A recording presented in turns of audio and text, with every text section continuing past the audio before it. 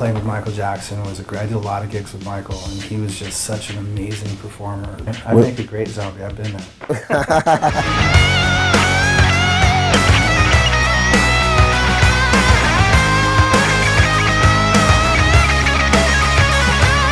What's good? This is your boy BlogXilla, and you're watching the No Judgment Zone live from South by Southwest. I have a wonderful guest. My homeboy Slash is with me. What's going on, sir? Now, you've been doing a special thing here. It's called the Slash-a-thon. You guys are looking for music apps. How'd you get involved with this? It was just basically an idea that we came up with. You know, we're going to be putting out a record in September. And I'm always looking to see what new and different apps there are for either promoting or marketing or you know, something to sort of interact with fans with, whatever. And just thought we'd get ahead of it and see if there's any sort of, you know, new ideas out there that haven't actually been jumped on yet. Yeah. And have some young developers come up and see what they got. Now, for all you guys who don't know, a Slash-a-thon is a play on the hackathon, which was started by Microsoft, where you put all these geniuses in a room and they come up with great ideas. What are some of the ideas that you saw come out of this Slash-a-thon? Well, there was 3 winners. The main winner, which is funny because, you know, the first prize went to a guy that came up with an idea that's not something that has any real practical application as far as what I was talking about, but it was just a great concept where you can make your own videos with your mobile phone. Oh wow! And utilizing a backdrop and just whatever stickers. And in my case, it would be stickers of guys in my band or whatever. And you make your own video and you move them around as much as you want and record them, and you have a video. And I just thought, man, that's something that people will do with their spare time like crazy. You know, yeah. Especially if you can go beyond just the one record and just put all kinds of stickers, whatever the hell you want to come up with. And that's where my imagination that's when I really got inspired. Those are so fun. That was the main guy. And then the second one had this concept where it was just to be able to follow a band on tour and be able to see all the different dates and all the venues that they're going to be at, where they have been and where they've been in the past, and actually see it on a map and follow it with it. And for everyone, you'd have information. You'd be able to buy t-shirts at gigs and tickets at gigs and so on and so forth. And it was a very all-immersive, comprehensive look at your favorite band. I like that one a lot. Yeah. I would love to follow that. I also, every time I go to like a place, and you know, rock stars, they always tag up bathrooms, tag up dressing rooms. Like, what's the theater and the Beacon? Is it the Beacon Theater? Yeah, Beacon in New York. Yeah, and the elevators all tagged up. So I would love that, and to have like maybe people. Yeah, that'd be so cool. Things, yeah, stuff that's happened at that particular venue of note. You know, the stuff that makes that particular venue recognizable or its characteristics, like the elevator. Yeah, cool. Now, if you could hackathon any other thing other than music apps, what would it be? You know, I don't know off the top of my head. You sort of caught me out. Everything for me has something to do with music. The stuff that I use is stuff that applies to, or convenient for me, having to do with music, having to do with, you know, promoting and marketing music. So it's all sort of music related. I don't do any sort of tech stuff outside of that. I actually go the other direction. I'm more of an analog guy. Yeah. So I would actually like to put a group of geniuses in a room and just so they can teach me how to figure out women, because they just get. Not gonna happen.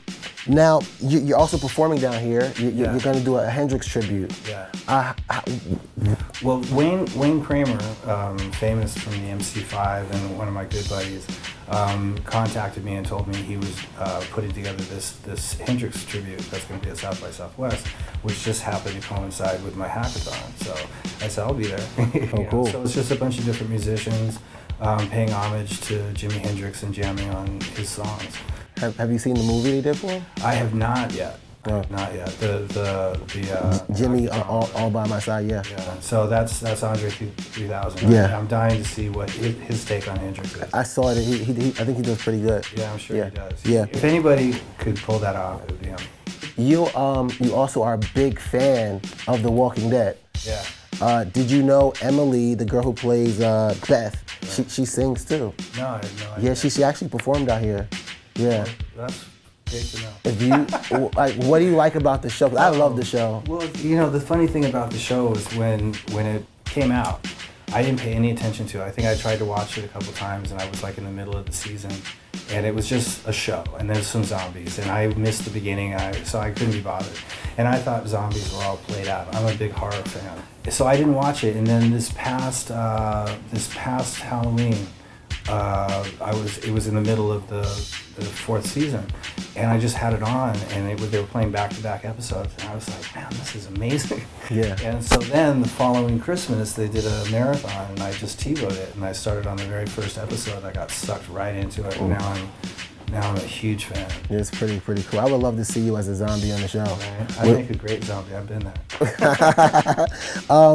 Now, so I want you to finish this sentence, right? You're on stage, you're rocking out, and then blank happens. Break a string.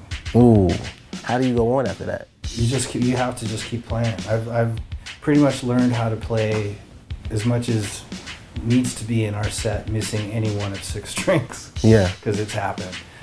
That's the first thing that comes to mind. The other is the power goes out. Oh wow, that happens to us on our interview sometimes. Well, I don't know, maybe in an interview it doesn't seem as stressful, but when you're on stage in front of however many thousand people and then you don't have any power, it's like, what the fuck do you do? Yeah, what happens? That can be crazy. Now, you've played with a bunch of people, jammed out with a bunch of people. Who would you rank as the coolest person you've worked with? You know, like, I played with a lot of really cool people. I can't sort of put, you know, people above other people, you know. I mean, obviously playing with Michael Jackson was I did a lot of gigs with Michael, and he was just such an amazing performer that he's definitely noteworthy. Yeah. But then I played with Iggy Pop, you know, who's fucking fantastic, Lenny Kravitz, Carole King was great, Aerosmith. So they're all their own unique identities, and they all have their own really cool thing about them. So no one is any better than the other, just each one is very unique. Yeah, super cool. Well, I want to thank you very much for taking the time out to hang with me today. Yeah, no. I look forward to everything, man. It's just a great time. Hey, I'm Slash, and you're watching Global Grind TV.